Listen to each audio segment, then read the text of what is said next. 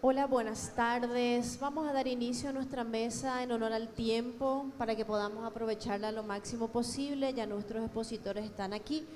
Vamos a estar hablando sobre inteligencia artificial. Sabemos que eventualmente, sabemos poco, pero todo lo que es nuevo siempre representa un desafío. Yo diría que la inteligencia artificial representa como el momento Gutenberg de la medicina. Siempre tenemos que estar abiertos a nuevas expectativas, visando el principal precepto del juramento hipocrático, que es primum non nocere, mantener la seguridad de nuestros pacientes. Y luego de escuchar estas exposiciones, creo yo que debemos estar preparados para incorporar en nuestro día a día y siempre ver cómo podemos atender mejor a nuestros pacientes. Sin más preámbulos, presento a nuestro primer expositor. Desde México nos visita el doctor Luis Alcocer. Él es médico, cardiólogo, maestro en salud pública, experto en riesgo cardiovascular y actual director del Instituto Mexicano de Salud Cardiovascular. Muy buenas tardes, doctor Luis. Muy buenas tardes a todos. Pues bienvenidos a este postprandio somnoliento y vamos a empezar a hablar sobre la importancia de mi conflicto de intereses. Esta plática no fue realizada con la participación de inteligencia artificial. ¿Les parece bien que haya hecho esta? Pues es una estupidez. Es como si dijera yo que por estas mismas razones tampoco usé Waze o Google Maps para llegar aquí, sino que me empleé el mapa de las calles de Asunción. O sea, el decir que no voy a usar la inteligencia artificial porque Dios me libre, pues claro, si la usas mal como toda herramienta, pero si la usas bien, pues es tan tonto como hacer esto. O asistir a una plática actualmente que dice, te vamos a traer a lo mejor del mundo. Vas a aprender lo máximo, todos reunidos, y vas a hacer la mejor plática en el mundo sobre el manejo del telégrafo. Con el experto mayor del mundo. No, lo que necesito es que me hablen del WhatsApp, no del telégrafo. Bueno, algunas veces uno asiste a conferencias que parece ser la mejor conferencia en el mundo sobre cómo manejar los telegramas, ¿verdad? Bueno, entonces esto es estupidez.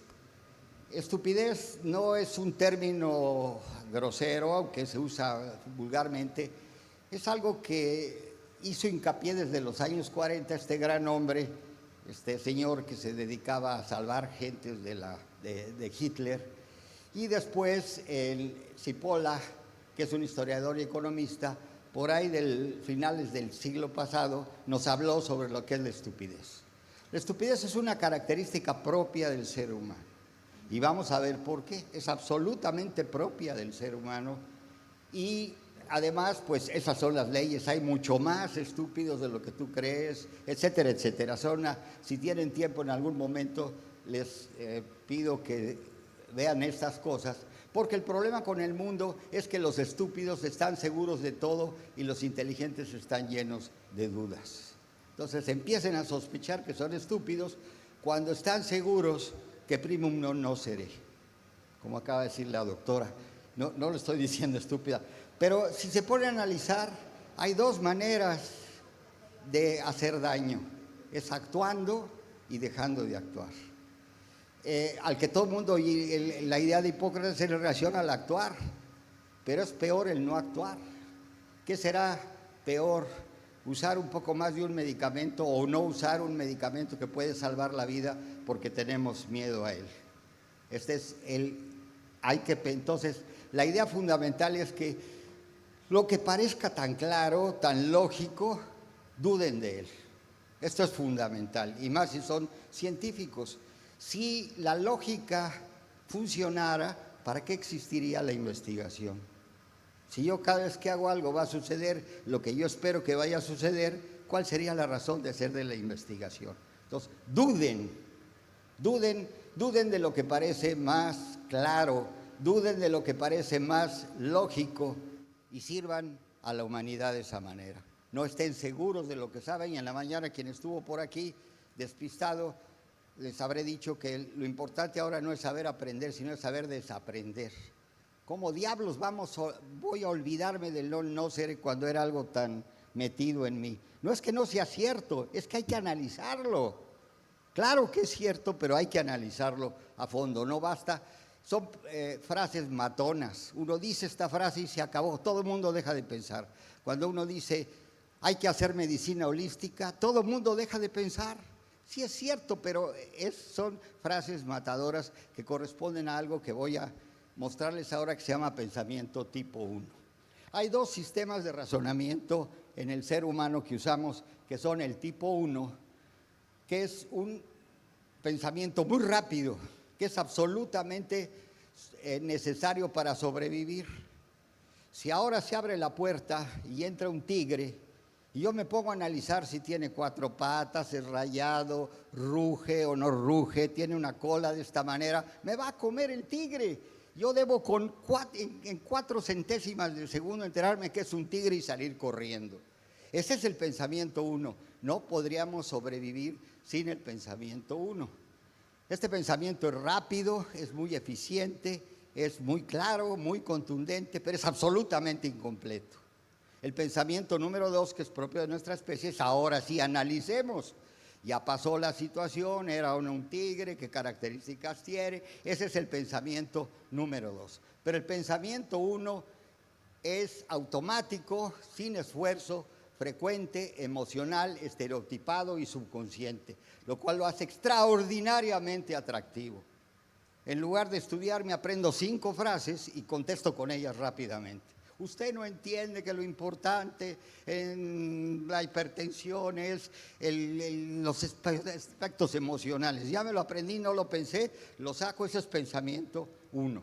Bueno, el estúpido es el que usa predominantemente pensamiento tipo 1. O sea, no analiza. Eso, para eso somos universitarios, eso es lo que tendríamos que hacer. Y sin embargo, las escuelas de medicina nos enseñan a actuar como pensamiento 1. Hay del residente de primer año que no haga exactamente lo que le enseñó el residente del año 2. Y le va muy mal, o sea, le hacen un reflejo condicionado para que siempre use el pensamiento 1. Fiebre, antibiótico, presión alta, hay que bajarla, azúcar alta, la tengo que bajar. Eso es pensamiento único, absoluto, y suena muy bien. Es que trae una crisis hipertensiva y hay que bajarle en este momento la presión. Suena súper lógico. O si usted tiene en la mañana alta la presión, tome la medicina, y si no la tiene alta, no la tome. Logiquísimo, tipo 1, absolutamente falso y en ocasiones criminal. Porque traer la presión arterial de aquí a para acá es peor que tenerla arriba. Son ejemplos simples para que vean esta situación. Y esto depende de un pensamiento gregario que no podríamos haber sobrevivido como especie si no lo tuviéramos. Somos una especie que requiere el cachorro requiere de cuidados de la madre por muchos años. Es absolutamente indefenso. Entonces tiene que reconocer quién es su madre en primer lugar. En segundo lugar, quiénes son los de su grupo. Y no tiene el pensamiento 2, todavía no puede analizar, todavía no está maduro, tiene que usar el pensamiento 1. Si habla de esta manera, tiene este ruido, huele de esta forma, me apapacha así o camina de esta manera, es mi mamá. Entonces, lo que hace es el pensamiento reconoce con rasgos, unos cuantos rasgos. Estamos integrados por miles de rasgos y la capacidad de la mente humana es identificar tomando unos cuantos rasgos. Con estos rasgos formamos estereotipos. Esta señora, o lo que sea, este ente, huele de tal manera, habla así, por lo tanto es mi mamá. No es mi papá, ni es un enemigo, es mi mamá. Lo estereotipé. Y inmediatamente es un prejuicio. Mi mamá me va a proteger. Si hay alguien que yo percibo que no es mi mamá, pues estoy en peligro. Ese es un prejuicio.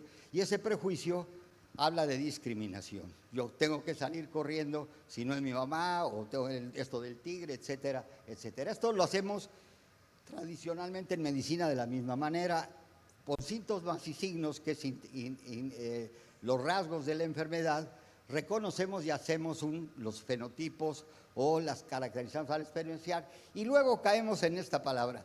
Todos las personas con ese fenotipo tienen que tener este tratamiento. Si eres hipertenso, tienes que tener este tratamiento A, B, C y D, luego le subes acá, le vas a sacar, eso es exactamente, es el mismo pensamiento, porque no tenemos otro, sobre todo cuando usamos el pensamiento uno. Por lo tanto, deben tratarse todos de la misma forma. ¿Cómo es esta inteligencia que nos permite esto? Bueno, pues recogemos, percibimos rasgos con los sentidos y los instrumentos, los analizamos con pensamiento 1 o con pensamiento 2, racionalizamos y de acuerdo a eso tomamos decisiones.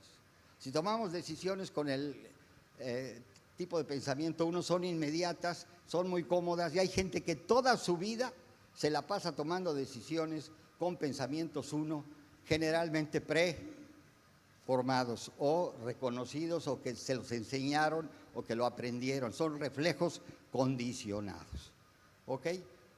Pero en realidad esta percepción que tenemos de la realidad no es la realidad, es lo que percibimos de la realidad. A ver, vamos a ver, vean a estos dos caballeros uno frente al otro con ese signo en el piso. Este va a decir es una M, este otro va a decir es una W.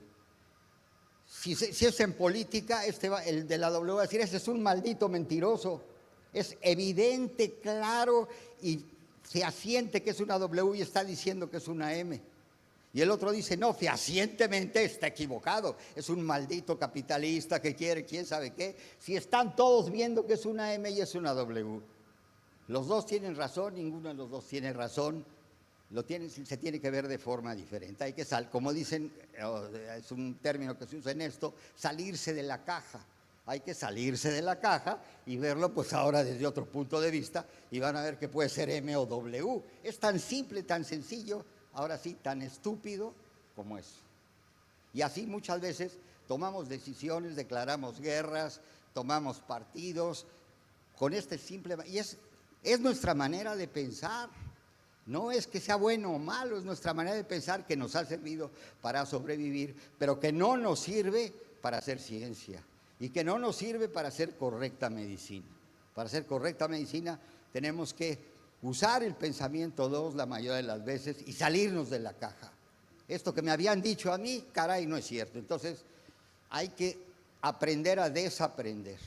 Todo eso que ya se sabían que estaba muy bien marcado y que los hace funcionar como pensamiento 1, hay que desaprenderlo. Y ahora la velocidad con la que necesitamos desaprender en esta época de la inteligencia artificial es vertiginosa. Lo que es verdad ahorita, en 10 minutos, no. Si me preguntan, ¿cuál es el LLM que usas ahora? Pues es que el mejor es ChatGPT. Pues eso era hace media hora, porque hoy Gemini sacó uno nuevo que es 10 veces mejor que el anterior. Cambia cada 10 minutos, cada media hora, cada una hora, cada 2 días. En lugar de que el conocimiento tenía una sobrevida antes de los aspectos tecnológicos de aproximadamente 10 a 12 años. O sea, tardaba 10 a 12 años a cambiar el pensamiento. Ahora cambia en horas. Todo esto que sabemos de la hipertensión arterial, porque la tomamos muy mal con el aparatito que usamos aquí, nos vamos a morir de risa pasado mañana cuando sirvan los detectores que tengamos información de la presión arterial todo el día. No, todavía no están terminados. Bueno, vámonos más rápido. ¿Cómo ha evolucionado la inteligencia natural? Primero usamos históricamente el pensamiento prelógico, mágico y religioso, que todavía persiste. Tú estás enfermo porque te portas mal. Eso es religioso. O sea, te dio catarro porque no te pusiste el suéter. O sea, la enfermedad es castigo de Dios. Porque no hiciste esto, te pasó eso. Por cierto, la causalidad es al revés. O sea, una persona que va a tener gripa tiene aumentada la sensibilidad y cuando entra una corriente de aire la siente fría, pero porque ya trae el virus. Y ella atribuye y dice, tengo el catarro porque me dio un frío. ¿Se fijan? Son ejemplos sencillitos a recordar.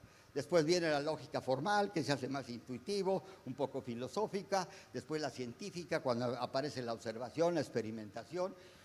La que predominó desde principios de este siglo, final del siglo pasado, es la basada en evidencias, que se basa fundamentalmente en aspectos estadísticos y que se basa en distribuciones, promedios, dispersiones y probabilidades, y no es a lo que vamos, lo que tenemos que hacer o a lo que tenemos es la medicina de precisión, que es lo que nos da certeza. La mejor de las medicinas basadas en evidencia, por ejemplo, un buen medicamento reduce 30% la mortalidad cardiovascular. Quiere decir que el otro 70% no se benefició. Entonces, y que para obtener un beneficio necesito tratar 20 pacientes para salvar uno, lo cual es bueno en proporción, pero no, la certeza es todo paciente que trate de esa manera va a obtener beneficios y a todos los pacientes que trato van a tener resultados. Eso es lo que se llama la certeza y para eso nos puede ayudar muchísimo, nos está ayudando muchísimo la inteligencia artificial. Se define como esta capacidad de sistemas informáticos que reproducen el razonamiento, el aprendizaje, la toma de decisiones y la percepción del lenguaje natural. La mayoría de las actuales mejores son las que tienen que ver con el lenguaje. Fíjense que la palabra es el fundamento de todo. O sea, esto, quién sabe cuál sea tu imagen de esto que estoy viendo aquí, cuál sea la mía, pero los dos le decimos silla.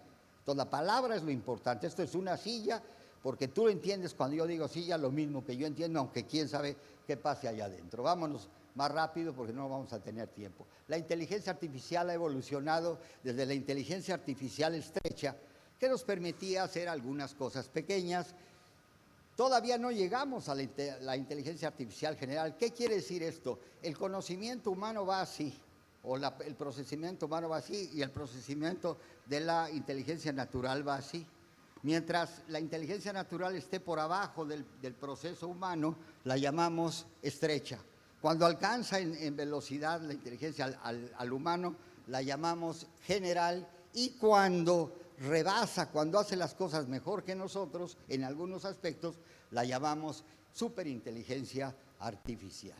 Esto nos lleva a los tipos estructurales, están basados complejos, no les voy a poder tener tiempo de explicarles eso. Y bueno, ya prácticamente para terminar, ¿de qué nos sirve todos estos en nuestra práctica médica? Bueno, puede apoyar el diagnóstico diferencial, la detección precoz, personalizar el tratamiento, todas estas cosas las pueden leer donde sea, manejo eficiente de comorbilidades complejas, que es muy parte de ahora de la medicina, que es el espíritu de la medicina interna. Vamos a verlo todo desde una manera integral. No es por un lado la hipertensión, por otro lado el daño renal, por otro lado el daño metabólico, sino ahora gran esfuerzo que le deben agradecer a los cardiólogos es el síndrome cardio-reno-metabólico. Todo esto sucede y es parte de un mismo proceso. Son distintas versiones de un mismo proceso. Ah, no, pero no. La hipertensión que la vea el hipertensólogo, la diabetes que la vea el diabetólogo, y la obesidad que la vea el obesólogo, y la no sé qué que la vea el no sé qué logo. Entonces, esto es una barbaridad contra lo que ha luchado intuitivamente la medicina interna por muchos años. Fue un sentido de que eso estaba mal, pero en realidad no se contaba con los instrumentos porque es tan extenso que no cabe realmente en la mente humana la posibilidad de realizar esto. Con la inteligencia artificial es muy probable que aparezca ahora sí el sentido estricto de la medicina interna. Tú, internista bien preparado, porque atrás de la inteligencia artificial tiene que haber alguien que entienda. Los sistemas de lenguaje no son estúpidos, pero alucinan. ¿Qué quiere decir esto? Pues como decíamos de alguna gente que es así muy sobradita, decimos, este tipo sabe todo y si no sabe, lo inventa. Eso es la inteligencia artificial. Sabe casi todo y cuando no sabe, no te dice no sé, te inventa algo. Cuidado, esa es la alucinación. Entonces te necesita a ti, que estás bien formado, para saber y decir, no, esto porque parezca muy bonito, pues no es así. ¿Ok? Ese es el espíritu fundamental y por eso va a ser el cambio importante. Y desde luego te da más tiempo, porque además te hace un chorro de cosas administrativas.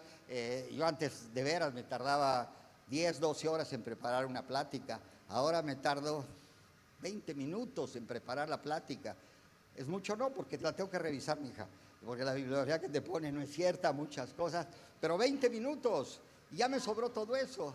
Y la historia clínica te la hacías así, ahora no, ahora echas a andar la computadora y la historia clínica te hace, la inteligencia artificial te hace un resumen de la historia clínica. Sí lo tienes que revisar a ver si es cierto lo que dijo el paciente, pero no tienes que andar preguntando y contestando. Y entonces es una bendición, te ahorra tiempo, no te sustituye esencialmente, te ayuda, y eso es lo que hay que entender. La inteligencia artificial como copiloto, como coadyuvante, no como el creador de las cosas. Entonces, atrás de ella, siempre tú. Te puede ayudar con imágenes médicas, con tratamientos personalizados, diseño, optimización, terapias adaptativas. Les van a hablar sobre la investigación.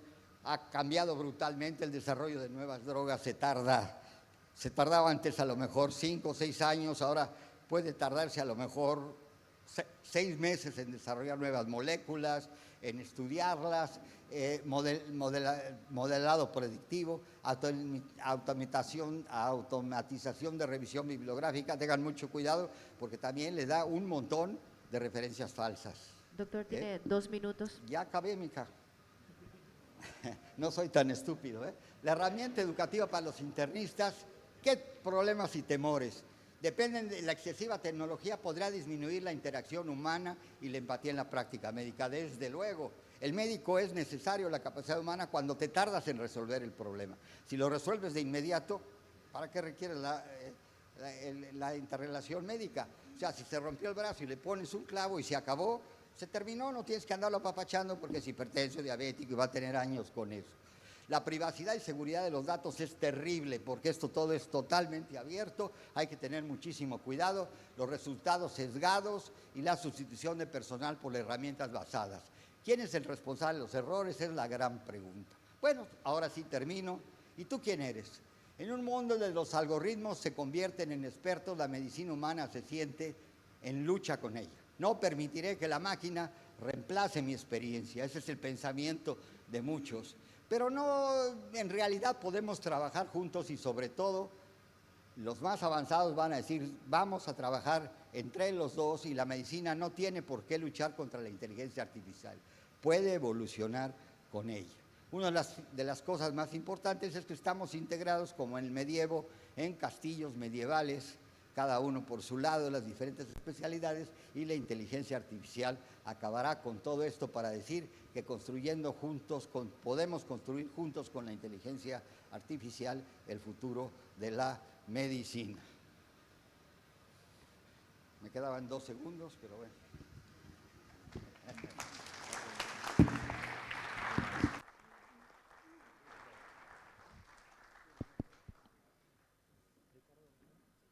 Muchas gracias, doctor. Ahora vamos a presentar al doctor Ricardo Gómez Huelgas, médico internista, jefe del Servicio de Medicina Interna del Hospital Regional Universitario de Málaga, España, catedrático de Medicina de la Facultad de Medicina de Málaga, España, expresidente de la Sociedad Española de Medicina Interna y presidente de la Sociedad Europea de Medicina Interna. Su tema, el médico digital aliado o amenaza, la inteligencia artificial está redefiniendo nuestra práctica médica.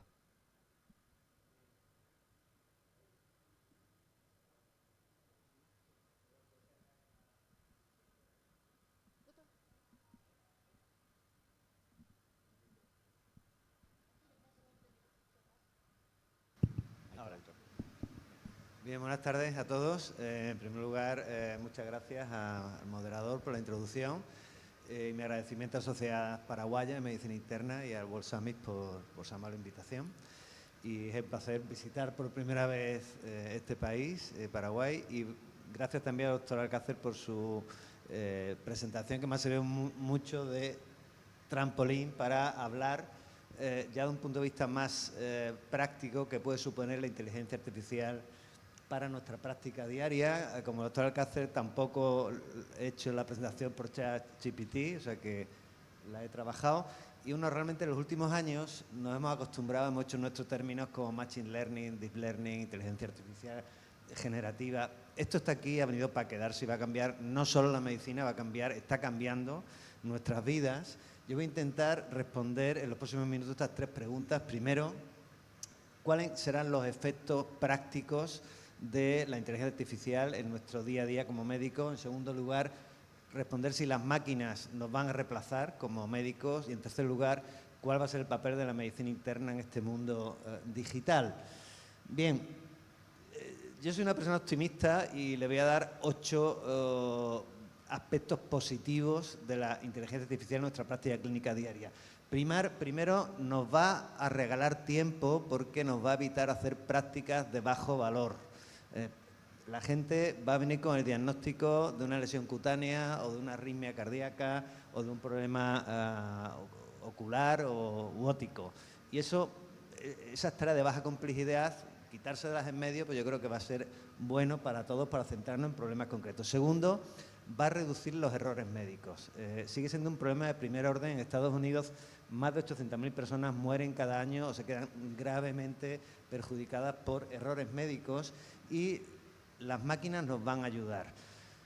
Todo lo que sea ojo dependiente o cambia mucho en los próximos años o está desaparecido. Aquellas especialidades que dependen de la vista humana, radiología, anatomía patológica, fundoscopia, eso va a desaparecer o va a trabajar de otra manera. Y eso es bueno porque la máquina ve más que lo que puede ver el ojo humano, ve más que el endoscopista. Es decir, en este estudio la inteligencia artificial detecta pólipos, adenomas que el endoscopista no ve durante el procedimiento.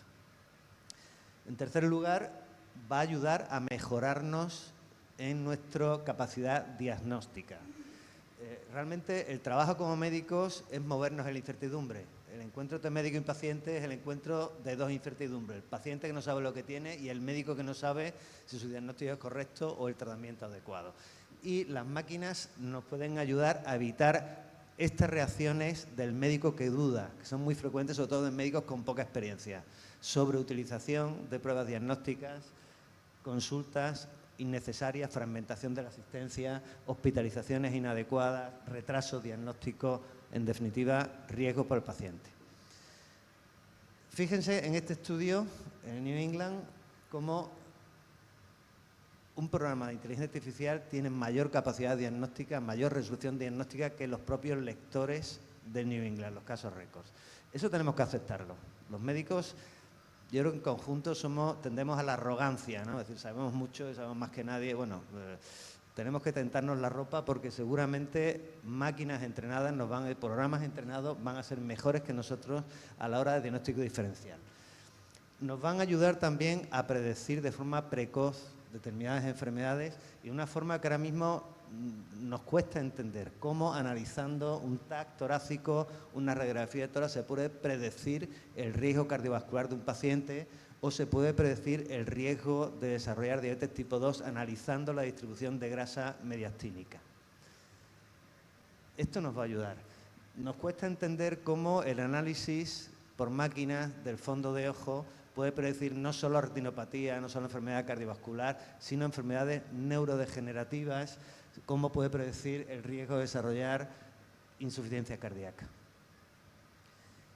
Y también nos va a ayudar a detectar de forma precoz enfermedades que actualmente diagnosticamos de forma tardía. En este trabajo muy extenso, con 2 grandes cohortes, un algoritmo puede predecir qué pacientes van a desarrollar 5 o 10 años después un cáncer de páncreas. Y hay cosas que incluso te llaman la atención y te inquietan, ¿no? Un estudio chino hecho en la consulta, una consulta de cardiología, en la sala de espera de una consulta de cardiología, y con una simple máquina de vídeo, analizando la pletismografía facial, la máquina detecta qué pacientes están en ritmo sinusal y qué pacientes están en arritmia, en fibrilación auricular. Imagínense que esta tecnología se pueda ampliar para detectar a aquellos pacientes que tengan depresión, o que tengan riesgo de desarrollar un cuadro psicótico o que tengan un cáncer oculto. Esta tecnología en manos de recursos humanos de una gran compañía, imagínense el daño que puede hacer a nivel individual. Estamos con un instrumento muy poderoso, al mismo tiempo de mucho riesgo.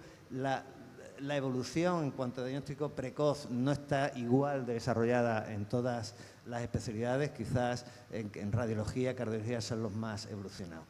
Nos va a ayudar a entender mejor el volumen de conocimientos médicos que estamos adquiriendo porque es imposible de asimilarlo. el conocimiento médico se está duplicando cada 2 meses y medio. Se calcula que el 40% de lo que se acepta como conocimiento médico estándar no va a tener utilidad en los próximos 5 años. Esto es imposible de asimilar para cualquier clínico y las máquinas nos van a ayudar. No sé si conocen esta aplicación, es una unión de Mayo Clinic y New England Open Evidence, es fantástica. Es fantástica a la hora de ayudar al diagnóstico de los pacientes. Sexta ventaja, va a ayudarnos en la educación médica, un instrumento muy poderoso. Ahora mismo el desarrollo, como decía antes, no es armónico. Algunas especialidades como radiología, cirugía están más desarrolladas, pero se va a imponer de forma clara y nos va a ayudar a escribir mejor los reports científicos, los artículos científicos. En este estudio el ChatGPT escribe mejores abstracts, más concisos, más correctos que la propia escritura humana. Será un buen instrumento y sabemos utilizarlo bien. Vamos a reducir hospitalizaciones innecesarias porque ya tenemos en nuestras manos telemonitorización, algunas la usamos como en la diabetes, en la insuficiencia cardíaca, en el control de arritmia, pero también se están empezando a utilizar para control de epilepsia, para control de depresión y sobre todo en el ámbito geriátrico va a tener un impacto muy importante para evitar hospitalizaciones innecesarias, para evitar que pacientes mayores tengan que ingresar en un medio tan hostil como es el hospital. Y un poco en la línea de lo que decía antes el doctor Alcócer, yo creo que nos va a ayudar a restaurar, a mejorar la relación entre médicos y pacientes. Ahora mismo tenemos un problema que es los ordenadores en el hospital, las computadoras. Se han convertido en una barrera entre el médico y el paciente. Gastamos más tiempo mirando el ordenador que mirando a los ojos del paciente y de hecho estudios como este indican que 2/3 de nuestro tiempo diario están invertidos en tareas no relacionadas directamente con el paciente, no relacionadas directamente con interacción con nuestros colegas. Estamos haciendo tareas administrativas y eso la máquina puede ayudar a cambiarlo. Esta diapositiva está un poco borrosa, pero quería destacar que la primera causa de burnout, referida por los médicos norteamericanos en este caso, es el exceso de carga burocrática, que nos hace no sentirnos médicos, sino sentirnos administrativos, burócratas.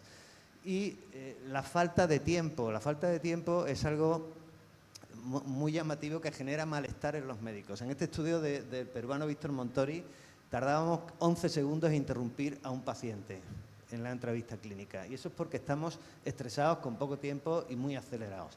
Y las máquinas nos pueden hacer un regalo que es el regalo del tiempo. Por ejemplo, con los escribanos artificiales, chatbots que traducen la conversación entre médico y paciente y directamente la vuelcan en la historia clínica. El médico solamente tiene que revisar esa traslación.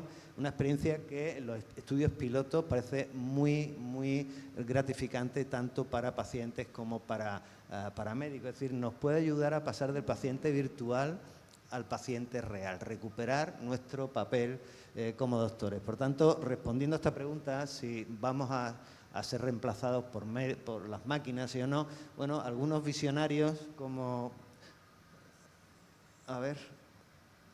Elon Musk dice que sí, ¿no? Que los médicos estamos acabados y que los abogados también. Los abogados no sé, pero realmente un mundo sin médicos es una aspiración muy antigua de la humanidad, es un viejo sueño de la humanidad, porque los médicos siempre hemos estado en medio, primero entre los dioses y los pacientes o los enfermos, ahora entre el conocimiento y los pacientes. Y el conocimiento ya no va a ser una herramienta en nuestras manos, el conocimiento se va a democratizar y va a estar en manos de los propios ciudadanos en muchos casos.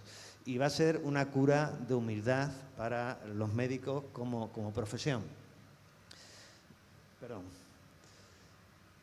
Bien, hay algunos estudios no publicados, esto es una cabecera de prensa, en un hospital virtual chino con 14 médicos virtuales, 4 enfermeras virtuales que pueden atender más de 3.000 pacientes diarios con una eficacia diagnóstica del 97%. Veremos, ¿no? Pero es lo que se anuncia y seguramente empezaremos a ver.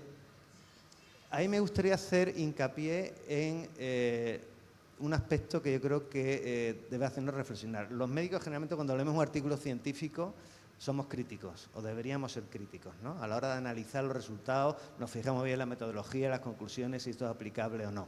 Pero hay un exceso de sobreconfianza, en mi opinión, sobre los resultados de estudios de inteligencia artificial, porque si analizamos la mayoría de ellos, los diseños son muy débiles en general.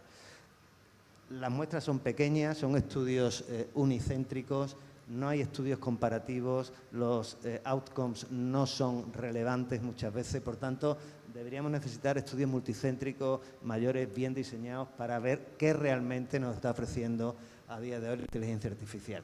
Y, por supuesto, las implicaciones éticas que comentábamos antes, algo que inquieta seriamente iniciativas como esta del British Journal, del Future, de que tiene que ser un sistema, tiene que ser justo, tiene que ser verificable, trazable, utilizable, robusto, etcétera, etcétera. Bien, insistir en que cualquier modelo generativo, predictivo, cualquier algoritmo es un proceso en 3 pasos, pero el más importante es la calidad de la base de datos. Y la inmensa mayoría de datos de datos que disponemos son muy limitadas y tienen errores sistémicos. Y, por tanto, si la base de datos es incorrecta, las conclusiones, el algoritmo va a ser incorrecto también.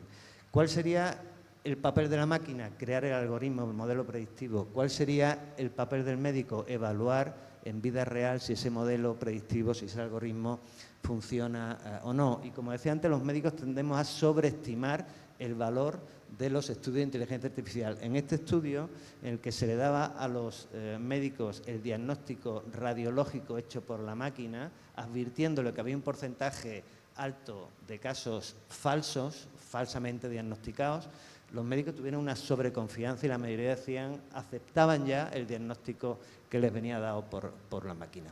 Otro problema de la inteligencia artificial es el gap de conocimiento que se puede generar entre distintas regiones. En este metaanálisis muy reciente, de hace solo una semana, pueden ver que la inmensa mayoría de estudios de inteligencia artificial están concentrados en Estados Unidos, China y Europa.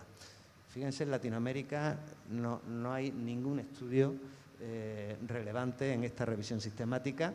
Y la segunda conclusión, en cuanto a la sobreestimación, la sobreconfianza en los estudios de inteligencia artificial, el 80%, más del 80%, eran resultados positivos a favor de la inteligencia artificial. Seguramente hay un sesgo de publicación que tenemos que tener en cuenta a la hora de analizar los resultados de estos estudios. Por tanto, yo creo que va a haber una simbiosis, vamos a necesitar a las máquinas para que mejoren nuestra capacidad diagnóstica, reduzcan nuestros errores. Las máquinas, de momento, nos van a necesitar para verificar que lo que nos están diciendo es cierto, aplicable en la práctica clínica. Un poco este símil del coche automático me agrada porque, bueno, habrá actividades automatizables en medicina que nos van a aumentar la seguridad, que tenemos ya en nuestros vehículos a día de hoy, nos avisan si damos marcha atrás y chocamos con algo, nos dicen si no salimos de la dirección, pero pensar en una medicina absolutamente automática, es decir, ponerte en manos de una máquina que te dé el diagnóstico y que te acabe operando, eso seguramente no lo vamos a ver en el próximo futuro. Y sobre todo, el aspecto humano, la esencia de la medicina sigue siendo un encuentro profundamente humano entre dos personas, el médico, la médica y el paciente o la paciente. En este cuadro de Goya, en honor a su médico, el doctor Arrieta, y la dedicatoria de Goya no es por su conocimiento, no lo agradece el conocimiento médico, lo que le agradece es la compasión y el cuidado que tuvo durante su enfermedad. Y esto es una anécdota que seguramente Luis seguro lo conoce como buen catedrático de la Complutense, pero el doctor Marañón fue el padre de la endocrinología y un internista notorio español. Cuando hubo la eclosión de tecnología médica, un periodista le preguntó ¿cuál es el avance más importante de la medicina? Y él contestó que la silla. La palabra clínico viene de clinic, de sentarse, de dedicarle tiempo al paciente, de oírlo, de verlo, de escucharlo, de tocarlo. Cuando esto sí le he preguntado al ChatGPT, ¿qué es lo que la gente pide a un médico? Y, hombre, le pide que sepa, que sea competente, que sea experto, pero el resto de características son características profundamente humanas.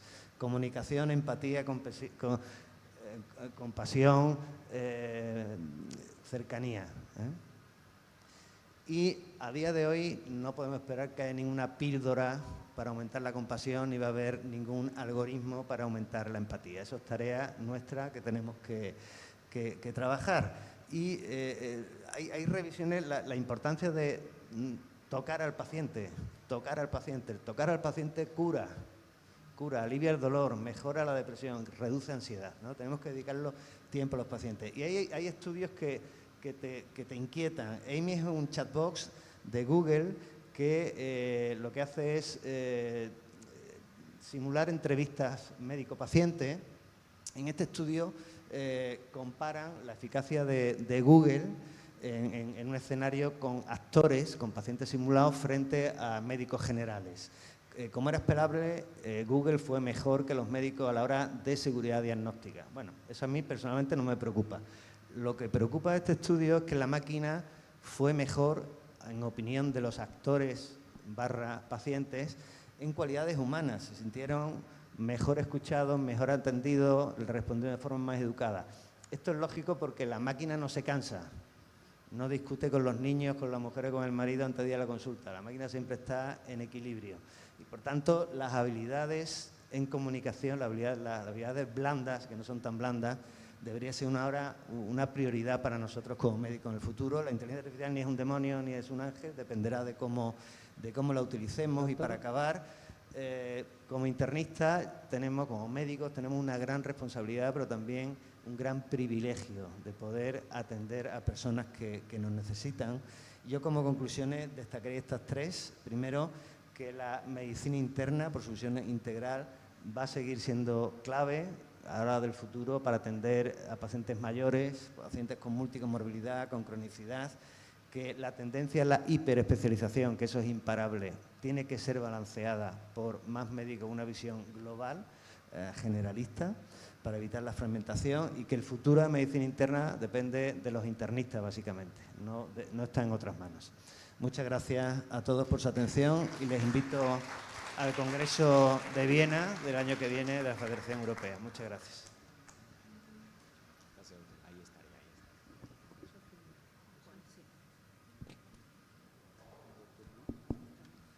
Bueno, siguiendo con el simposio, tengo el placer de presentar al doctor Luis Collado. Luis es médico, doctorado en Medicina y Cirugía, es especialista en Medicina Interna, es director del Departamento de Medicina de la Universidad Complutense de Madrid y en dicha universidad también es coordinador del programa de doctorado en Ciencias Médico-Quirúrgicas. Así que gracias, Luis, por estar con nosotros. Muchas gracias. En primer lugar, quiero agradecer a la Sociedad Paraguaya de Medicina Interna el haberme invitado y a los moderadores de la mesa por esta presentación. Bueno, habiendo tenido delante de mí a dos maestros como el profesor Huelgas y el profesor Alcocer, voy a empezar la charla por el final. Voy a empezar por algo muy importante que ha dicho Ricardo. Las máquinas son más empáticas o están llegando a ser más empáticas que las personas. Y eso es una cosa que, sobre todo aquí, que hay, como digo yo, y permítanme la broma, médicos asquerosamente jóvenes, deberían tener mucho cuidado. Y eso es lo que le decimos nosotros a los estudiantes en la universidad. Ser médico, y no lo digo con una finalidad elitista, ser médico no lo debería ser todo el mundo. ¿Me explico? Estamos llegando a una situación de que tenemos médicos que son ordenadores con patas, pero que no saben hablar ni escuchar al paciente, como ha comentado Ricardo. Pero bueno, eso lo comentaremos luego en un minuto. Solo me queda un minuto. Vale. Bien, bueno, yo les voy a comentar una serie de ideas para que ustedes saquen sus conclusiones al final. Es decir, vamos a ver si la inteligencia artificial es buena o es mala en la educación médica, en la formación de los futuros médicos, ¿vale? Y sobre todo en la educación médica centrada en el paciente. Ahora vamos a dar unas pinceladas de qué es la educación médica centrada en el paciente y la medicina basada o centrada en el paciente respecto a la medicina basada en la evidencia. ¿Es o no un reto la inteligencia artificial para la educación médica centrada en el paciente? Yo no se lo voy a contestar. Quiero, al final, si me sobra tiempo, que ustedes me den la contestación. La educación médica centrada en el paciente, como pueden ver en la diapositiva, empezó a desarrollarse el siglo pasado, en torno a los años 70, se desarrolló el concepto de educación médica centrada en el paciente, posteriormente se describió el método de lo que es la educación médica centrada en el paciente, que en el fondo no es otra cosa que una forma de enseñar a los futuros médicos a que dentro de su diagnóstico clínico, de qué es lo que le pasa al paciente, sean capaces de aunar todas las circunstancias psicobiológicas que reúnen a ese paciente. Es decir, no simplemente decir usted tiene una insuficiencia cardíaca, saber cómo va a vivir, cómo va a recibir ese diagnóstico, porque ustedes lo habrán visto en su ejercicio profesional. Yo he tenido pacientes que se le ha dado un diagnóstico de cáncer de mama y hemos tenido los dos extremos de pacientes. El doctor, pero va usted a tardar mucho, es que tengo que ir a buscar al niño que me sale a las 5 del colegio. Y otro que en el momento que se lo has dicho, antes de que le des posibles soluciones, entonces ¿qué me dice usted? Que me voy a morir. Es decir, tenemos los dos tipos de enfermos, los que no le dan importancia y los que le dan demasiada importancia. ¿Vale? Y la educación médica centrada en el paciente, unas cosas que intenta solucionar es eso, que sepamos entender que enfrente tenemos una persona con unos sentimientos y una forma determinada de entender la información que se le está facilitando. Eso, François-Marie, que realmente es el nombre auténtico de Voltaire. Voltaire era un seudónimo que le puso la familia, según las leyendas. Hay algunos que dicen que es un anagrama un juego de palabras francesa del apellido. Otros dicen que era la forma en que le llamaba la madre, que significaba niño valiente o niño voluntario.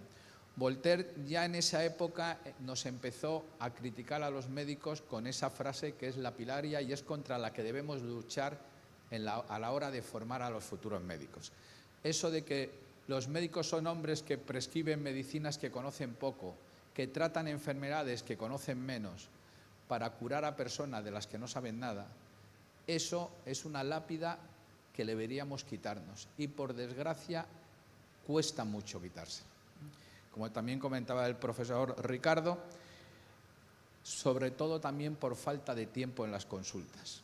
No hay tiempo para ver a los pacientes. ¿Qué ventajas tiene la educación médica centrada en el paciente? ¿O qué componentes tiene? Va a permitir comprender al enfermo como un todo, no simplemente como un diagnóstico. Es decir, es una persona que anda con una insuficiencia cardíaca, no es algo más. Está viviendo esa situación, ¿vale? Hay que ver cómo vive esa enfermedad. Hay que aprender a mejorar las relaciones médico-pacientes. Eso, la educación médica centrada en el paciente tiene esa ventaja. Y como también comentaba el doctor Huelgas, lo que estamos haciendo es que hablen a la parte de atrás de un ordenador. Yo estoy convencido que si ustedes hacen un estudio de cuántas marcas distintas de ordenadores hay en un hospital, ustedes no lo saben, pero pregúntenselo a los pacientes porque lo único que ven es la parte de atrás del ordenador. Y saben si es HP, si es Apple, la marca que sea. Bien. Y sobre todo, enseñar al futuro médico a utilizar adecuadamente los recursos y el tiempo. Hay mucho médico o mucho estudiante de medicina que empiezan a ver en un examen qué pruebas diagnósticas pedirías para diagnosticar una neumonía. Y en vez de decir primero auscultar al paciente, aparte de la historia clínica, hay que pedirle un escáner o un TAC, cuando eso no tiene que ser así. Ventajas por el alumno. Si tú a un estudiante que va a ser un futuro médico le enseñas a escuchar, le enseñas a preocuparse por el paciente, pero ya no solo como enfermo, sino como persona.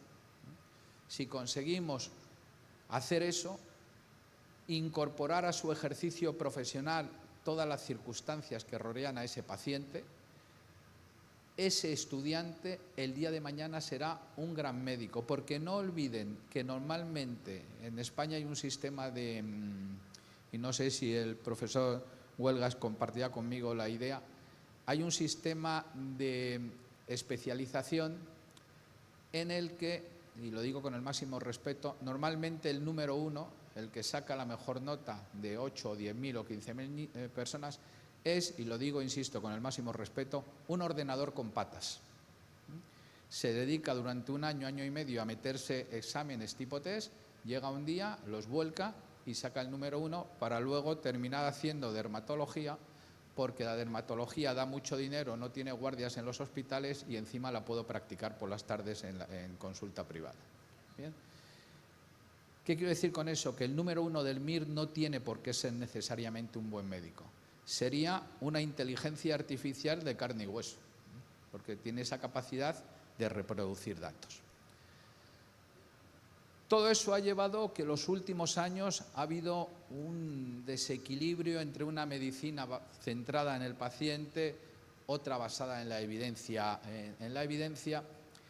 teniendo en cuenta que la medicina basada simplemente en la evidencia nos conduce a un reductismo biomédico. Es decir, estamos llegando a unos niveles de especialidad. Yo les cuento un caso que me afecta porque es mi señora. Se rompió un tobillo y aunque ahora que no me oye porque está muy lejos lo puedo decir, es un poco bruta como enferma y siguió andando y todo. Bien. Como la pierna, el tobillo le había quedado un poco mal, al final le hacen una resonancia. Se la llevamos a un compañero del hospital clínico, la ve y dice, vamos a esperar que la informen porque es que yo estoy especializado solo en brazo. Entonces vamos a ver qué nos dice el que ha hecho la resonancia, ¿vale? Al final tenía una doble fractura de tibia y peroné que ha soldado de mala forma, que le permite andar, pero que ahora tenemos el problema de si hay que operarla o no. Hemos llegado a ese nivel de especialización. El traumatólogo del brazo ya no sabe qué es lo que hay en el tobillo. Bien, entonces, y ya empiezo el objeto de la charla, muchas de estas diapositivas, o prácticamente todas, están generadas por inteligencia artificial y en la primera lo que yo le pedí es que me pusiera esas dos imágenes.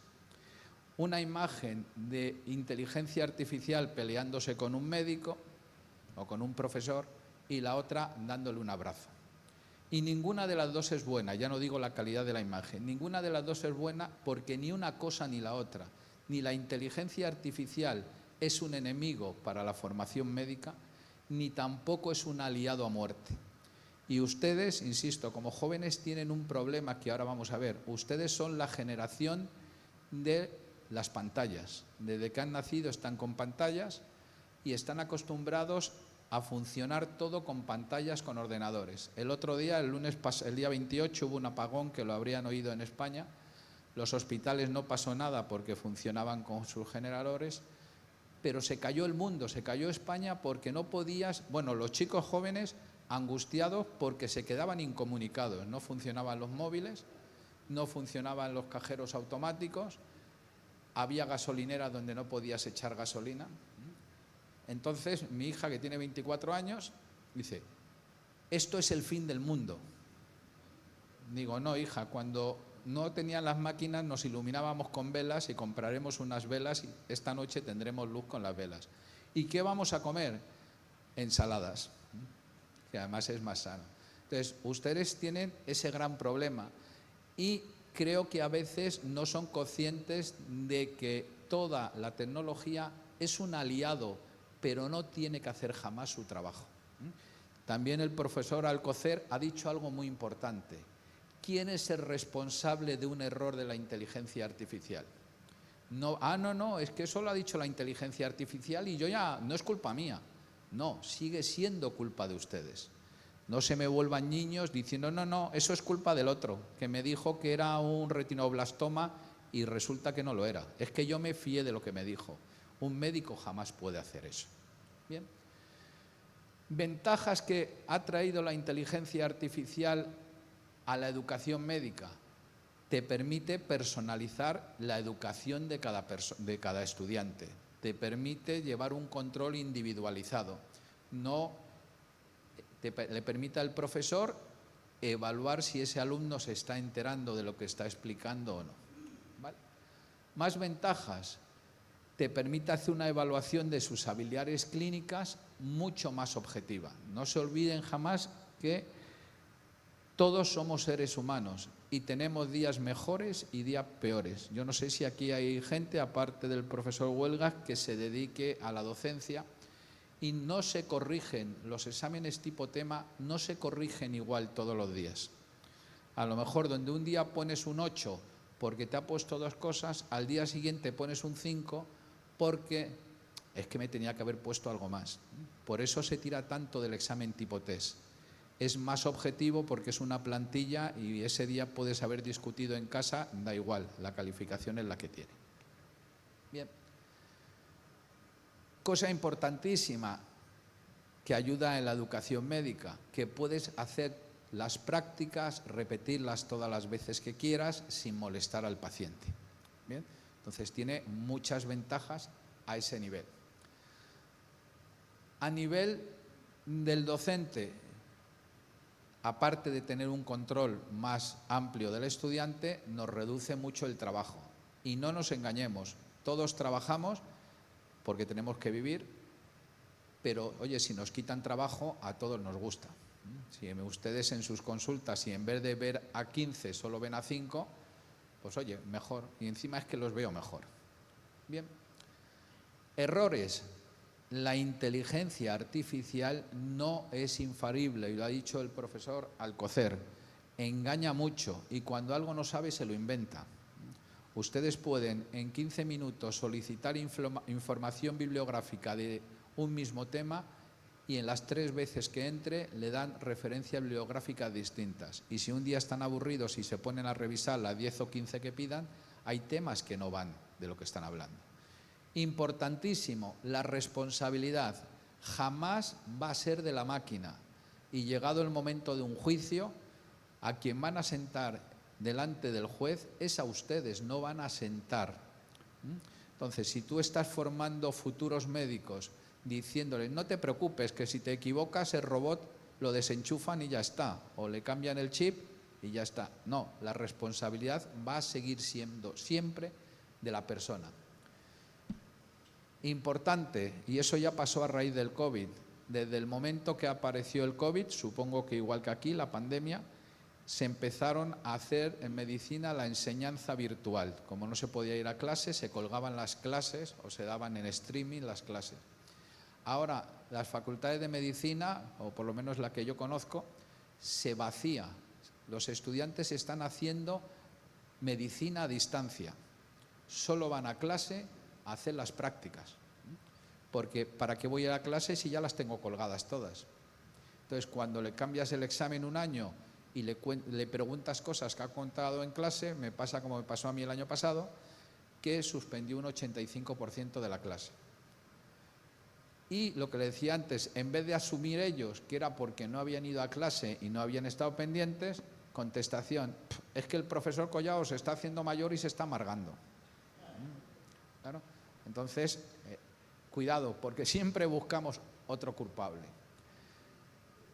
Lo que le decía antes, ustedes ya son técnicamente dependientes. Si encima piensan que la inteligencia artificial va a ser la solución de todos sus problemas, les adelanto, porque el otro día me lo dijo un oftalmólogo, cuanto más estén colgados de las pantallas, más riesgo tienen de tener degeneración macular y más problema de terminar con problemas de visión. Imagínense si aparte de estar en sus ratos libres, están constantemente porque dependan simplemente de las pantallas de la luz azul. Bien. Cosa importante, pérdida por tener la iniciativa personal de buscar la información. Es cierto que la inteligencia artificial te evita, como en la época mía, cuando ibas a hacer la tesis tenías que visitar 7, 8 hospitales, ir a la biblioteca y ir buscando, ¿vale? Eso evidentemente es una mejora impresionante. Tú tecleas la información bibliográfica que quieres y en menos de un minuto la tienes. Y hasta te saca un resumen del artículo. Pero cuidado, porque a veces se equivocan o se inventan el artículo. O el título del artículo, ustedes ponen, quiero que me des información sobre microbiota oral y endocarditis infecciosa. Y se queda con lo de microbiota y te mete artículos de microbiota oral o de biofilm oral sin hablarte para nada de la endocarditis infecciosa. Y se da por hecho. Y eso lo estamos viendo en las tesis doctorales. A ver, no nos engañemos. Una persona no se lee 1500 artículos para hacer una tesis doctoral. Entonces ves perfectamente que lo que han hecho ha sido un corta y pega de 1500 artículos, como una que estuve yo hace 15 días en España. Entonces, como le digo yo a mi hija, no insultes mi inteligencia. Tú no te has leído 1500 artículos para hacer la tesis. Importante, estamos hablando de las maravillas de la inteligencia artificial, pero que no se nos olvide que no está al alcance de todo el mundo. España tiene zonas donde no llega el Internet y teóricamente estamos en Europa, pero hay zonas en las que no llega. No todo el mundo, y eso fue un problema que hubo cuando el tema del COVID, en la Complutense hubo que comprar ordenadores para los estudiantes porque había estudiantes que no se podían permitir tener un portátil. ¿Bien? Entonces tiene un coste que hay que valorar antes de volcarte. Ahora todo con inteligencia artificial. Y yo creo que lo más importante es lo que nos decía Hipócrates. No es importante saber la enfermedad que tiene la persona, es saber qué persona tiene la enfermedad. Y eso es una cosa que deben intentar evitar que desaparezca si utilizamos la inteligencia artificial. Y con esta, a los paraguayos, disculpas. Yo he copiado esa frase de inteligencia artificial con la idea de darle las gracias por su atención. No sé si dice una grosería. Si la dice, pido disculpas, pero es culpa, y lo tengo que decir aunque ya se ha ido, del profesor Falcón, porque yo había llegado al acuerdo con él que yo le pagaba las cervezas y él me enseñaba algo de guaraní. Pero ni se las he pagado ni él me las ha enseñado, con lo cual, pero insisto, pido disculpas si dice alguna grosería. La idea es que dijera muchas gracias por su atención, compañeros y amigos. Y lo que les quería decir, y ya con esto acabo, como han dicho los dos ponentes anteriores, lo importante es que sepan que es una ayuda que está ahí, que hay que ir de la mano de ella, pero no hay que ir de los brazos de ella. Muchas gracias.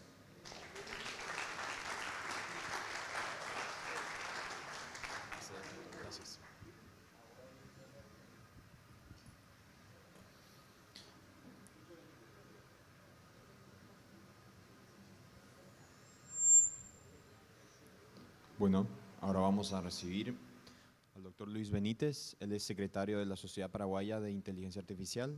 Vamos a escuchar la disertación Inteligencia Artificial como apoyo a la docencia.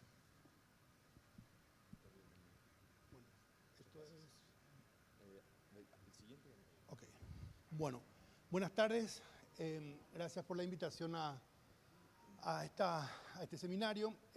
Yo creo que los colegas doctores médicos que me antecedieron dieron un pantallazo muy interesante, muy importante de cómo ustedes ven esta tecnología, ¿verdad?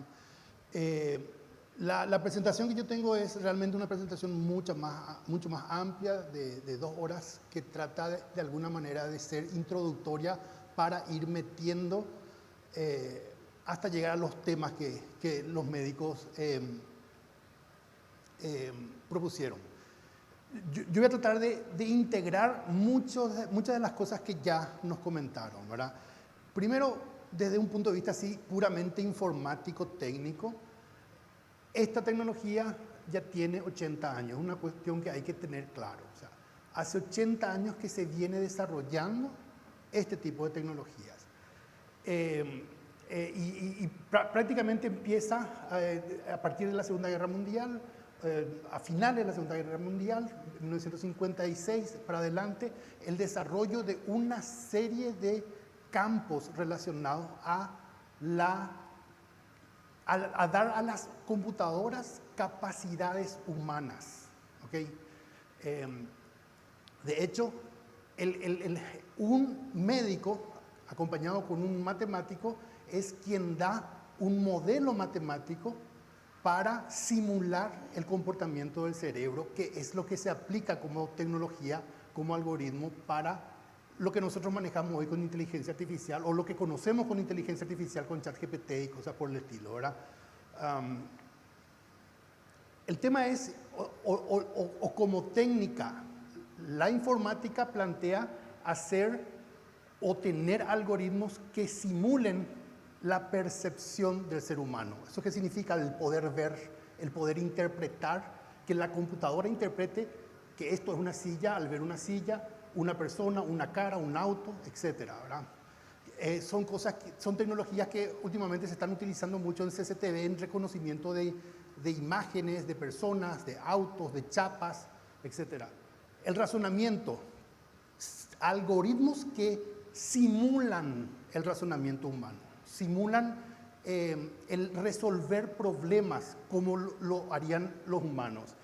El conocimiento en sí es simplemente el poder recordar y unir conceptos como lo hacen los humanos. La planificación ante un problema determinado, ver o hacer o crear un plan para encarar o para resolver el problema. Matemática, por ejemplo. Y la comunicación, el poder hablar, o sea, el hecho de que la computadora nos habla a nosotros, se comunica, no solamente en texto, también hoy últimamente es a través de voces, o sea, el computador genera voces. Son diferentes dominios que la informática en general, acompañado por mucha ciencia, incluyendo la medicina, como les dije, fueron planteando determinados algoritmos donde los algoritmos más importantes hoy por hoy son puramente estadísticos. Son puramente estadísticos. Y al tener entendimiento de que son estadísticos, ahí se entiende el hecho que dijeron los colegas, de que cuando yo le planteo un problema o una pregunta a la inteligencia, a un servicio de inteligencia artificial, el servicio me responde, pero parte de esa respuesta es alucinación, un fenómeno técnico. ¿Por qué? Por una cuestión simplemente que el resultado que nos entrega es puramente estadístico. ¿Qué significa eso? La inteligencia artificial es algorítmica, realmente no piensa en términos humanos, no siente, no tiene, o sea, si bien existen algoritmos que pueden demostrar cierto comportamiento empático, ChatGPT no tiene absolutamente nada de empático al procesar la información. Es simplemente una entrada que es procesada de alguna manera que genera una salida. ¿Okay? Ahora, la cuestión es que esto para hacer este tipo de entrenamiento se requiere mucho volumen de información. Y todo este campo en general explotó estos últimos años justamente porque ya se tienen varios componentes.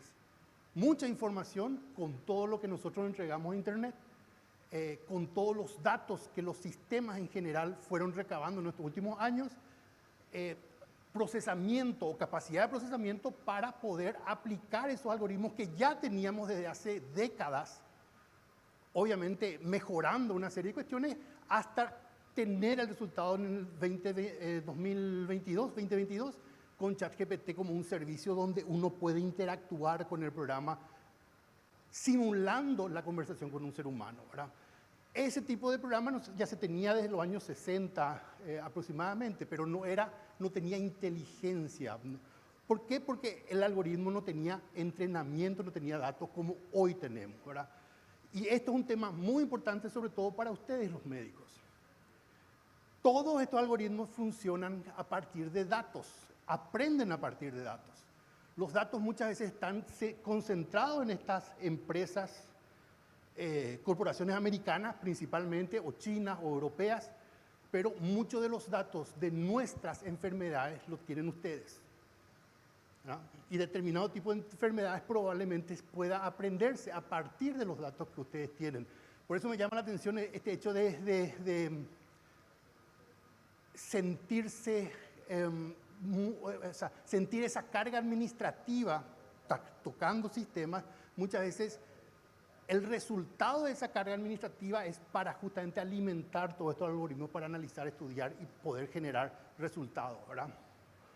Entonces, inteligencia artificial es así un campo enorme que tiene diferentes tipos de algoritmos. Acá mucho de lo que se mostró son algoritmos y servicios completamente diferentes. Los llamados LLM o modelos grandes de lenguaje como ChatGPT son los que están más abiertos al público. Existen otros servicios que son más especializados, como por ejemplo los servicios de reconocimiento de imágenes. Y para que sepan, esto, como les dije, esto tiene ya 80 años. En el país ya se estuvo haciendo inteligencia artificial desde los 90 aproximadamente. De hecho, en la Universidad Nacional, en la Politécnica, tienen grupos trabajando con imágenes para la detección de determinado tipo de enfermedades en imágenes en Paraguay. Hay varios papers publicados por el equipo de la Nacional. Y obviamente para entrenar esos algoritmos se necesitan datos, se necesitan imágenes que son ustedes quienes recopilan eso para entrenar, para poder aprender con los modelos, con las redes neuronales. Esta es una red neuronal, es lo que se modeló de alguna manera a partir de un médico en los años 50. La idea es así, es la misma lógica que conocemos, a partir de una entrada, una dendrita que tiene un estímulo, ese estímulo entra a una red grande, gigantesca de conexiones para generar una salida dependiendo del tipo de dendrita. Por este motivo y con estos algoritmos, a estos algoritmos se les enseña, ¿ok? Estos algoritmos aprenden a leer, aprenden los conceptos, aprenden las imágenes, que puede interpretar, como les digo, el tema de qué es una imagen física o un sonido determinado. Busca patrones, encuentra patrones, ¿verdad? Y acá la ciencia, los técnicos de informática no comprenden o no tienen mecanismos para entender cómo realmente funciona, cómo será el resultado que se está haciendo. Son simples algoritmos que se van probando matemáticamente hasta conseguir un resultado determinado, ¿verdad? A ver, rápidamente, o sea, en toda esta tecnología en estos nuevos tiempos hay una tremenda lucha geopolítica desde el punto de vista, o sea, la guerra ideológica que se está dando en el mundo es a partir de la tecnología, ¿verdad? Hoy por hoy tenemos en Estados Unidos una serie de corporaciones que están bastante adelantados con todo este tema de estas tecnologías, ya sea OpenAI, Google, Microsoft, etcétera, ¿verdad? Como contrapartida a esto, ¿verdad? Del otro lado del mundo están los chinos que están avanzando muy rápidamente en el mismo tipo de tecnología. Y acá empiezan a notarse algunas cuestiones que les toca totalmente a ustedes, en el sentido de los, no necesariamente sesgos, sino cómo estas implementaciones y estos servicios tienen tiene un sesgo ideológico en la respuesta que nos da también. ¿Por qué? Porque al final un americano enseña a su red neuronal, a su inteligencia artificial, con los datos como él comprende o entiende la información. Un chino hace de otra manera. Por ende, las respuestas que dan estos algoritmos también son diferentes. Y eso se puede ver simplemente en una pregunta. Cuando vos le preguntás a ChatGPT cómo es el gobierno chino, te dice que es un sistema totalitario, etcétera. Cuando preguntas eso a un servicio chino, cómo es el gobierno chino, te dice que es, no sé, el paraíso, ¿verdad? Esta guerra se está dando ahora. Lo principal es que en Estados Unidos se está liberando el tema de la regulación, sobre todo con este gobierno. Esto es muy importante por el hecho de que aparentemente hasta inclusive cuestiones de propiedad intelectual van a levantar para poder entrenar los algoritmos en Estados Unidos. Vamos a ver cómo eso se da. China, al ser un gobierno totalitario, simplemente todo lo que es ética, todo lo que es propiedad intelectual, etcétera. Ellos simplemente avanzan hasta conseguir o buscando conseguir un objetivo que es alcanzar las capacidades americanas. Y Europa se queda, por lo menos como nosotros vemos, de alguna manera está más rezagado, sobre todo por el hecho que ellos empezaron a reglamentar el uso, el comportamiento que tienen estos algoritmos, las empresas, cómo usan estos algoritmos, desde hace ¿cuánto? 3, 4 años más aproximadamente. Para que sepan, en el país hace una semana se presentó un primer borrador del proyecto que intenta regular el tema de inteligencia artificial en el país. Ahora todavía no está aprobado, va a correr un proceso de eso probablemente. Para la educación, de alguna manera, o sea, desde hace décadas ya existen determinados tipos de sistemas que ya te estuvieron comentando, o sea, sistemas que simulan la actividad clínica o los trabajos en la clínica, de tal manera que los alumnos puedan estudiar o puedan participar o puedan medir sus capacidades con esas simulaciones clínicas. Existe mucho ya ahora lo que es la realidad virtual, realidad aumentada, que es básicamente a partir de anteojos uno puede ver determinadas secciones del cuerpo humano según las radiografías o las tomografías que se tomaron. Y a partir de ahí eventualmente tomar acción o hacer análisis o entrar dentro de escenarios clínicos inmersivos, ¿verdad? Así como dijeron recién, estos sistemas, existen también sistemas de tutoría inteligente que se adaptan al aprendizaje del alumno. Eso ya está desde hace décadas.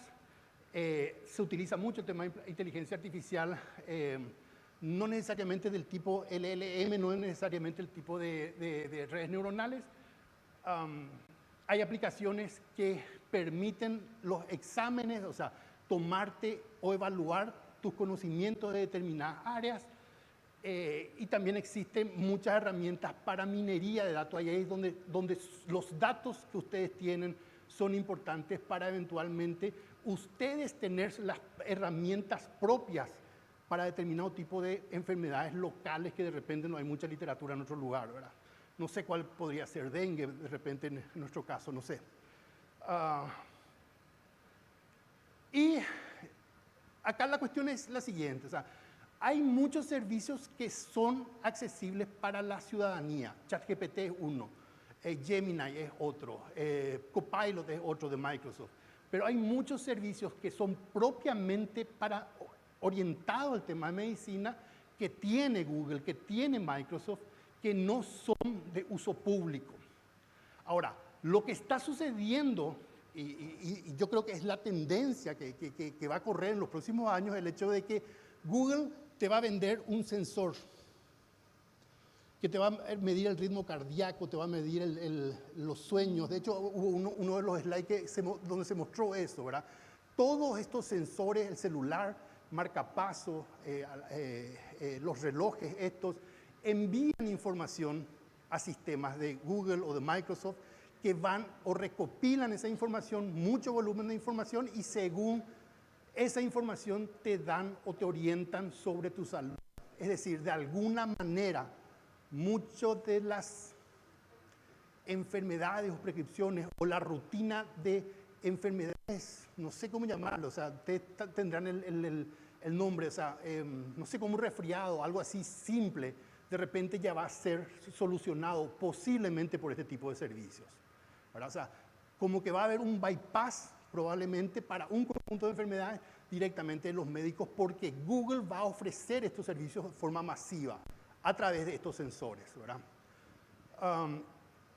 Obviamente, así mismo como dijeron, todo este tema de imágenes, las herramientas hoy por hoy ya te dan una prescripción. Esa prescripción de alguna manera tiene un nivel estadístico de valor, o sea, nunca llega a ser un 100%.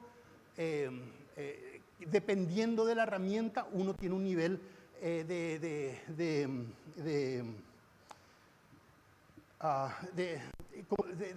acierto, ¿verdad? Un nivel de acierto. Otra cuestión muy importante es el hecho de que más allá de los servicios, más allá de los programas, más allá de ChatGPT, Un fenómeno que va a empezar a suceder en los próximos años es la utilización de humanoides, a tal punto de que hoy por hoy es casi imposible conseguir. De repente solamente el que tiene dinero, $150,000, $15,000, $2,000, son algunos tipos de robots a los cuales uno accede. Pero esto va a cambiar con el tiempo, y con el tiempo significa, vamos a comprar este tipo de humanoides como si fueran electrodomésticos. Y estos tipos de humanoides van a venir con capacidades, no solamente limpiar la casa, no solamente hacer la comida, hacer la sala, la cama, también van a venir con capacidades médicas. Vamos a tener un enfermero en la casa, probablemente. O sea, la forma en cómo esto va a tender a cambiar es la profesión de ustedes, y no solamente de ustedes, sino de todos. Yo como informático, también mi profesión, de hecho, de alguna manera, va a transformarse a otra cosa, una nueva forma de interactuar con el paciente a partir de sus dolencias, ¿verdad? Esto es una cuestión que se viene rápido, muy rápido. De hecho, uno de los slides que mostraron fue justamente el tema del hospital en China, donde es 100% robotizado todo lo que se tiene, ¿verdad? Y esto se da justamente por el hecho de que es inmensa la cantidad de startups, de pequeñas empresas que están ofreciendo soluciones y servicios para nichos determinados. Estas empresas finalmente son absorbidas por las grandes. Y acá, o sea, MedPalm, que es un servicio, un bot o un LLM, un chatbot de medicina, especializado en medicina de Google, que rindió ¿cómo sería? El examen del VAR de médico en Estados Unidos. En la primera prueba dio un 67, alcanzó 67, y en la segunda ronda, unos 3 meses después, llegó al 86%. De vuelta, es estadístico. Demuestra una alta capacidad en entender, resolver problemas, hacer diagnósticos. Es cuestión de tiempo para que esto llegue a un 99%, pero no va a llegar nunca a un 100%. Es un tema muy interesante de ver. Acá lo interesante es que todos estos algoritmos ya tienen o vienen con todas esas dimensiones, vienen con capacidad de percepción, o sea, a partir de la imagen de un video que ven una herida, pueden interpretar qué tipo de herida tienen con los datos de los sensores o datos adicionales de no sé, radiografías. Licenciado, 2 minutos. Sí, prueba de exámenes, etcétera. Puede ver muchas más cuestiones para dar diagnósticos más específicos. Esto va a seguir avanzando, va a ir rápidamente. Y para que tengan en cuenta una idea, un tema, MedPalm tiene 140 billones de conexiones, es la red neuronal de Google orientado a medicina. ChatGPT, la versión 4, tenía 175, o sea, los chatbots orientados a medicina son mucho más grandes, tienen mucho más conocimiento, mucha más capacidad que un chatbot normal. De vuelta, MedPalm no está abierto al público, se puede acceder a través de determinados servicios donde un hospital puede contactar con Google para utilizar. A ver, ¿qué más? Bueno, o sea,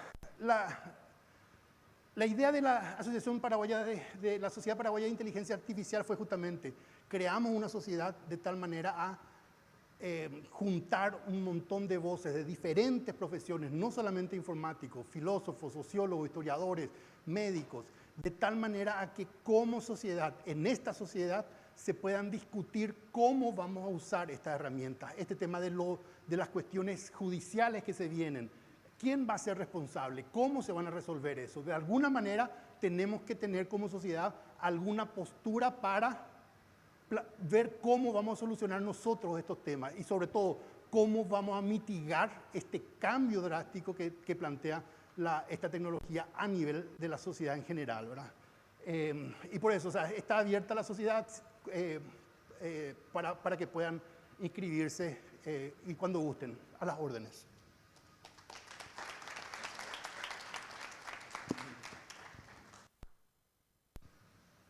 Muy agradecida y creo que todos estamos con el mismo entusiasmo de poder aprender más, crecer, conservar nada más algunas palabritas antes de dar que tenemos unos minutitos para preguntas y decir que me siento segura mucho más que al principio porque definitivamente la calidez, la empatía y lo que nos hace clínicos, internistas, eso no va a ser reemplazado.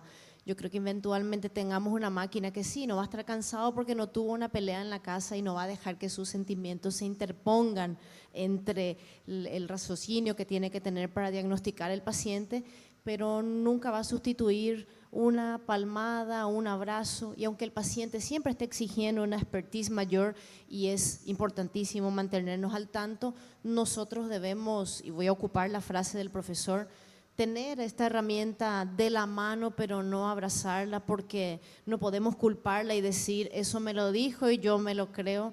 Me encantó la parte que la inteligencia artificial alucina y entender lo que también nos comentaba el licenciado, se alimenta de datos que nosotros obtenemos, que nosotros propusimos. Vi allí uno de los materiales que uso en el día a día, que trabaja un poco con imágenes, con los pacientes, y cuando hacemos POCUS, de repente la inteligencia artificial me ayuda a cuantificar líneas B en el pulmón y me ahorra un poco de tiempo mientras estoy conversando. Luego miro el número y digo, oh sí, tiene líneas coalescentes, pero ¿quién creó eso? Fue una persona que tuvo que razonar, hacer un pensamiento tipo 2. Y muchos también hacemos docencia y creo que eso hay que continuar pasando a las siguientes generaciones. No somos insustituibles, pero de cierto modo, en parte sí, hay que tratar de acoplarse, tenerla de la mano, incorporar y no tener miedo, porque a veces sí, somos un poco arrogantes y nos creemos invencibles, no lo somos, hay que aprender, hay que lidiar con ello y como decía el licenciado, esto ya está hace tiempo, vino para quedarse. Ahora le adoro al robot que me barre la sala, le quiero, pero el día de mañana le voy a querer más al que me acople los datos en el ordenador, que me lleva tiempo, y creo que a nadie nos gusta la parte de la burocracia y mucho menos que sabemos que genera burnout. Haciendo todo esto como un resumen, pienso que es parte de lo que vimos, tratando de sacar lo más provechoso. Si alguien quiere preguntar algo, por favor, tenemos tiempo para ello. ¿Cómo no?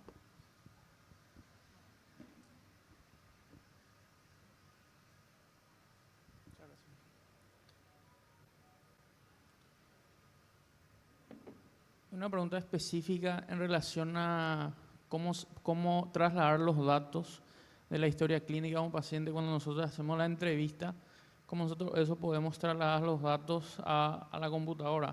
Ya hay una aplicación específica, se está creando, no sé si…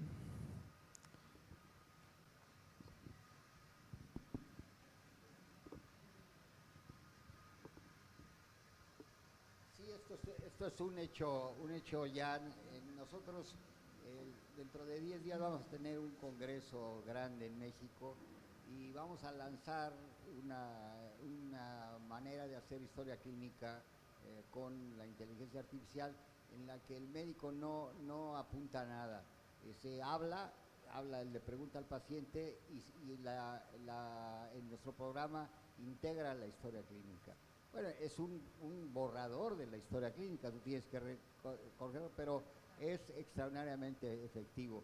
No sé si ya, para que vean que esto es una realidad absoluta, si tienen contactos es decir, tienen reuniones con Zoom, ustedes le piden a Zoom que les hagan el resumen de la reunión, y la reunión pudo haberse tardado 4 horas, haber 20 participantes y al final les entrega un resumen perfecto. Esto ya es una realidad. No viene hacia allá. Aquí volvemos a lo mismo del problema de la confidencialidad. Esto es importante porque todo lo que entra a alguno de estos sistemas es automáticamente público. Entonces, sí hay que cuidar muchísimo, incluso cuando hace la historia clínica, es decir, tener apagado para todos los datos clínicos, los datos personales del paciente y ya después encenderlos. Pero es una realidad absoluta y te quita una cantidad de tiempo enorme y sobre todo establece esta relación de persona a persona, no de persona a máquina. Bueno, deja ponerte un ejemplo desafortunado, que es un ejemplo mío, pero yo desde muy joven he sido muy afecto a la tecnología y nunca en mi vida he tenido una computadora en mi escritorio del consultorio. Porque la gente decía, no, es que yo vengo a ver al doctor, no vengo a ver que el doctor esté en la computadora. Hasta ahora era un sueño y por eso lo hemos desarrollado con apoyo de mucha gente. Era eso, que yo estuviera hablando y no tenía que estar tomando recados o grabarlo y después hacerlo yo, o de alguna manera en que no fuera al momento en que estás teniendo la entrevista con el paciente hacer la historia clínica. Nomás un puntito, si me permite, extra de esto. Cuidado con esto de los aspectos vistos también muy superficialmente, muy técnica y muy románticamente de la humanización y la necesidad de la relación humana, porque en realidad y me choca mucho ir en contra de estas ideas que son intocables, que son dogmas, que son verdaderas cosas de la relación humana. La relación humana médico-paciente depende del tiempo, es necesaria de acuerdo al tiempo que te tardes en resolver el problema. Se necesita la empatía si te vas a tardar el resto de la vida del Señor, porque tienes que descargarlo de muchas cosas, etcétera, etcétera. Pero si el problema del paciente se resuelve de inmediato al terminar el procedimiento, no se necesita la empatía. Entonces, son estas cosas para que vean cómo no, por favor, traten de no pensar a través de estas cosas románticas, de repetir frases hechas, de decir esto es magnífico, esto es maravilloso y nos quedamos todos tranquilos.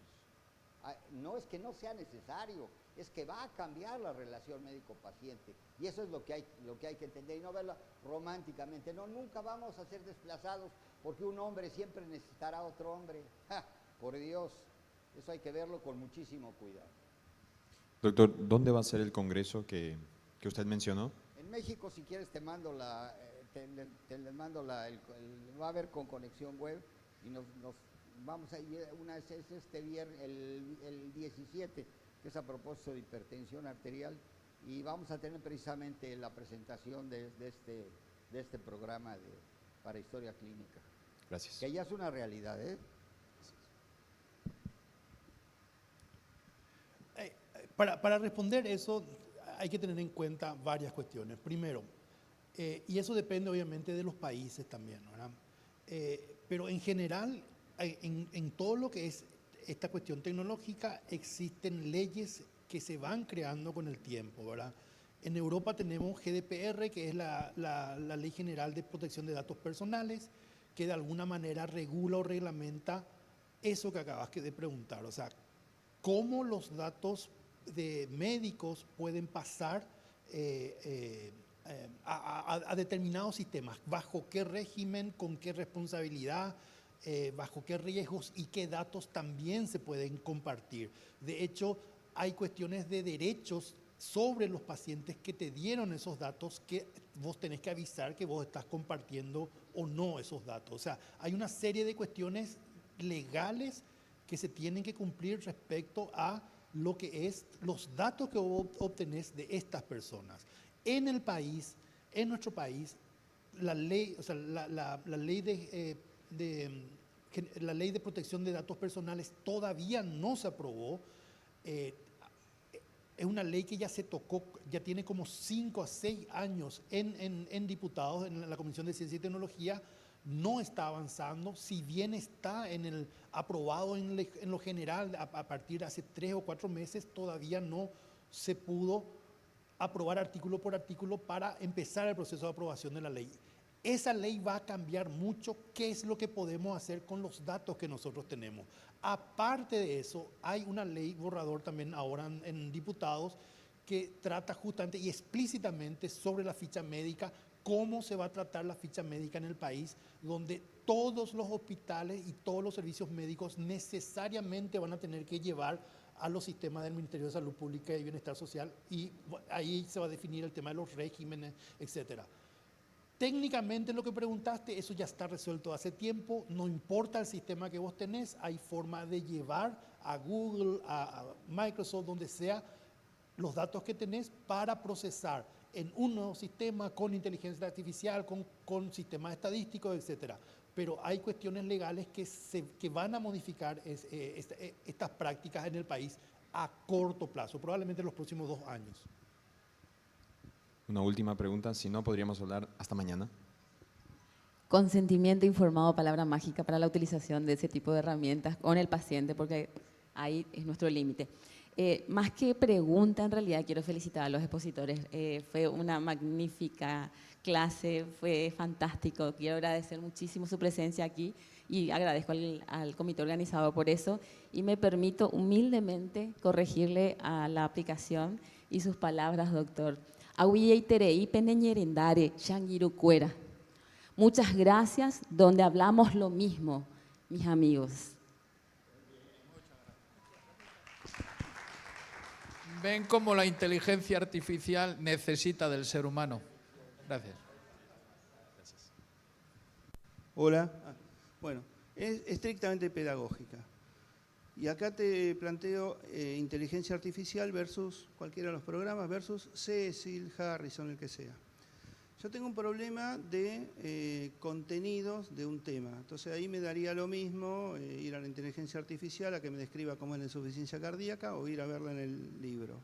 Ahora tengo un problema de solución de un problema clínico donde combinamos distintas variables, si es falla cardíaca en una persona joven que tiene lupus y que toma corticoides, por ejemplo. Y eso, si se lo preguntamos a Open Evidence, lo va a sacar. Y eso para un médico asistencial que ya está entrenado estaría bueno, pues le acorta los tiempos. Pero en un estudiante que también para un Ateneo tiene que resolver el tema, también le va a cortar el tiempo, pero respecto a si leyera Cecil, pero pierde todo un proceso de razonamiento importante en la etapa de formación. Entonces la pregunta es, ¿cuánto impacta, o mejor dicho, sí, cuánto impacta? No, impacta categóricamente, pero ¿cómo hacemos? Porque les estamos quitando a los estudiantes con la inteligencia artificial en ese tipo de problemas el entrenamiento en razonamiento clínico. ¿Cuál sería tu opinión al respecto?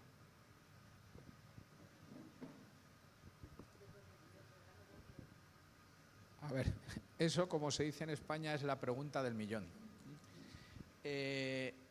Yo creo que al estudiante primero hay que enseñarle razonamiento clínico y posteriormente decirlo, y esto lo complementas con la ayuda que nos da ahora mismo la tecnología, que es la inteligencia artificial. Pero no ir a la situación que se está llegando de que ya no razonan.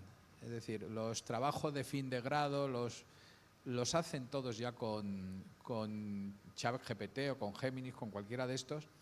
Y de hecho, cuando tú los pasas por un programa de detección de copia, de plagio que hay en la universidad, el 99% son copias. O sea, ya no, los chicos ya no estamos llegando a la situación en que ya no razonan. Estamos en una juventud en que quieren la comodidad, y la comodidad y la rapidez se la hará la máquina.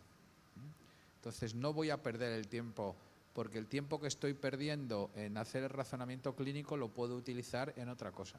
Y ese es donde ahí yo creo que los mayores debemos jugar. No descarguéis, cuando yo decía al final hay que ir de la mano pero no de los brazos de la inteligencia artificial, es lo que cuesta mucho inculcar a los chicos hoy en día. Y yo tengo una hija estudiando medicina y lo sé, es decir, mañana tiene, y espero que lo entregue porque si no cuando llegue va a haber muertos en casa, tiene que entregar un trabajo. Me ha llamado esta mañana y digo, ¿cómo vas? Dice, no, todavía no he empezado. Y lo tiene que entregar mañana antes de las 12 de la mañana. Dice, pero no te preocupes que esta noche lo tengo hecho. Y lo triste es que lo va a tener hecho. Y probablemente, no sé qué programa utilizará, le hará un buen trabajo. Pero esa niña no está utilizando el razonamiento. Gracias. Siento mucho quedar como la mala de la mesa, que los tengo que ir cortando porque es sumamente interesante.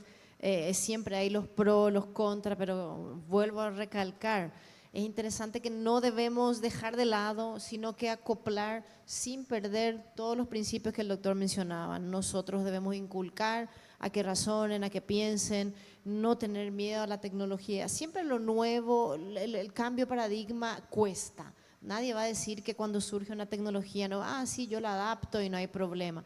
Cuesta en cualquier ámbito y más en el nuestro. Y tenemos, no sé si a favor o en contra, que tratamos con otras personas, otros pacientes, que sí, tienen su privacidad, tienen sus emociones y aparte de las emociones propias, tienen su propia visión e interpretación. ¿Es una M o es una W? ¿No?